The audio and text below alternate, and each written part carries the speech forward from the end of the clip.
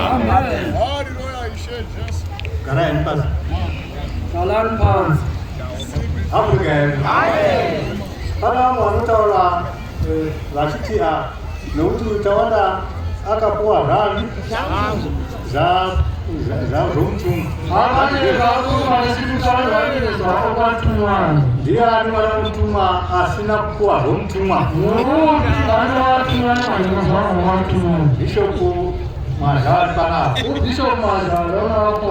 Zawaleta zidikire. Owe ni na Zakabe. Vale rumtuma.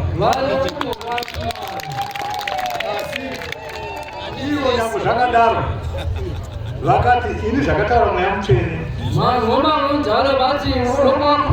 bishop eke ndiye mutungamiri ndo zvandotevera zvakataurwa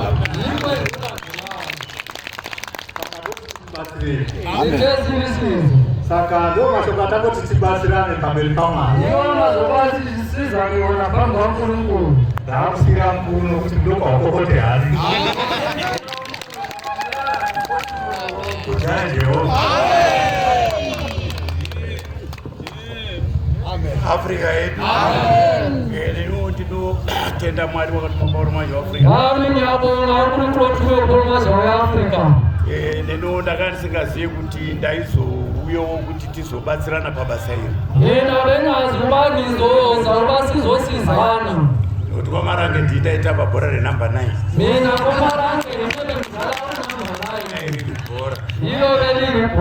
asi iye mudzidzisi akatideedza pachake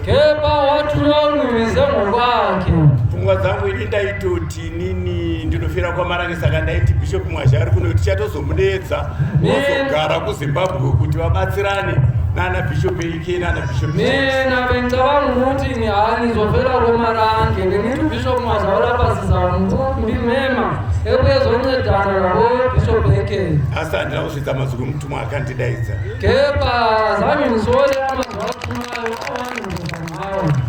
toda kukubatsirai vanhu vekuno kuSouth Africa pachinhu chichidiki chekuti inini pachangu inini zvese nemunina wangu bishop Alfred ndifuna kusiza vanhu vaseSouth Africa ukuvana mina nobishopi kushambisa munhu vanhu hativengi tawanda ndinomuda chaizvo asi zoni tawanda siyamutanda umela but is a liar kepa umukambi wamanga haateereri baba vakamubereka gamameri baba omuzala haateereri semadzikoma ake haalaleli tina njengabafo wabo munoronga chinhu kudai motenderana ndiyahlela umutolivumelana asi mangwana munozodzwa kuti wakuita zvake kepa mosubona ndizaya muzokwasenza lokhu padhisemba paakauya punoko akandifonera akati mukoma ndikuda kukuona ngoDisemba sizanapa wanifonera isitevoti mufuna kumbona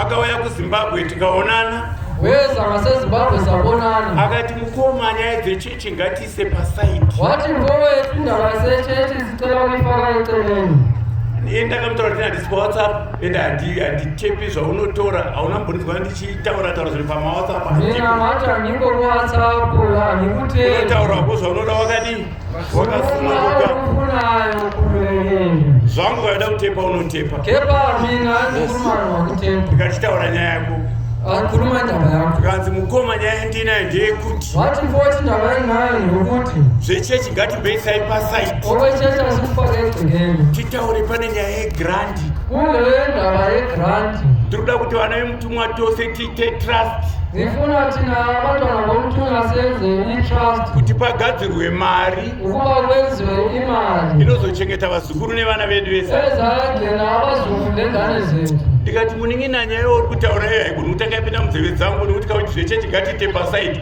ini muno mugedhi mumba mamuzvisi ndiri pano nepoti order mina hati anengakumalenda vanositisifayo kwechechi esaitini mina nilana nendava yepoti order nekuti makatitorera peace order kuti tisasvike pano latota peace order wakasimafirana inini mina ndiri kunamata kwamarange mina makati mamhambari kuti handisvike kuti ndisazonamate mudziafrican apostolic church narini ndatuma mambari vaaigope vanyarwe kuti vangaza kuafrican apostolic church kuzembenini ko mhosva yedu isi veimba huru ndeiko isi takakuchengetai kati umlandu wetu tinavenge hatina kuenda kuchikoro pamusoro kenyimba diki because vabedu vanga vasati vane zvinhu vave nemweya mutsvene chete. Tikasenza kukambani kwababa munini Elijah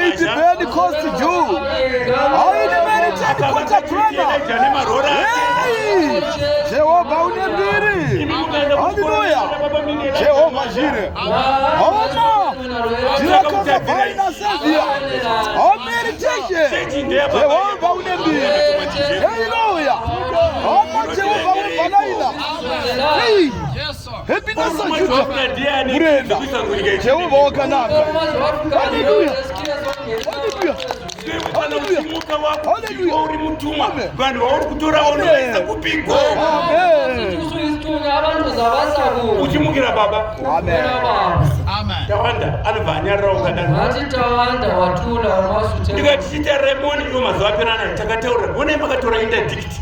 Mina vasasi kunuma Yesu kwezibhilele ngati bona chete interdict. Mukatadzisa vapostori vaJesu kuti vaende kugwamba kuti vanhu vanogadzwa mabasa. Unodarirei matebhanekari ndababa simba racho unoritora kuti zvino watisunga futi auda mataitolo ndizi kuba usefuna kutonza mataitolo ndizi chechi yababa ichechi kababa murume mukuru ane 5 senses dzakakwana ina ndambodzidza zvangu unoteera matakanana akadaro chinonzi bhoti unoenda here kunyika yechipikirwa unoenderana mai ndiani Paulo Mazha waurika aneki ndiani madzidziswa zvakakwana hapana chambonyepa apa ndakudzokera papurezidendi paipai. Purezidendi akati ndakanyemerwa chaizvo nekuti kune tsamba yakatungamidzwa mberi vasati vaendako musi wavaendako uya musi wa20 Machi. Kune tsamba yakasvika kwapurezidendi kuma17 February ichiti purezidendi yakanyorwa naTawanda kuno kuSouth Africa. Purezidendi madzikoma angu ese akaora ndini ndakasara ndega ndiri kunamata saka baba vakandipa chechi saka ndiri kuuya kuZimbabwe kuzogarako ndiri kumbira kuzochengetwa nemi paista tine tiri paguvambwa chazokokai kuti muuyepo muzondiona. Tsamba inotirwa kwapurezidendi iri mufairo Africa yedu ine zvinoendesa zvokunyanga zvokunyembera head of state vochinogadzana utumwa hwavonana ndikiri namuzamani wakuya kumba kwamutumwa kunoti anosenza kuselu kumaini kumugodi ndokwaanogara napota chiye weekend kumba sabata mangwanani pakanowa chidemo baba dzidziswa kupenga nemuzimunero handizveri satan handizveri get out hatikude muno New Africa handizveri muno muAfrica ibva saka sokona ndasimukira nderekuti baba takusvika pamutopera chechi mani mudzidzisi akati tinokuponda hana kuti ndinokuponda akati tinokuponda ana mai mudzidzisi akati kudini tinokuponda akati tinokuparadza mudzidzisi akati kudini tinokuparadza. Saka nhasi pese pamunoparidza pese pamunonamata minamato yenyu ndeyekuponda Tawanda spiritual kwete nyama yake. Basa renyu nderekuparadza Tawanda spiritual nokuti waenda kuyegehena.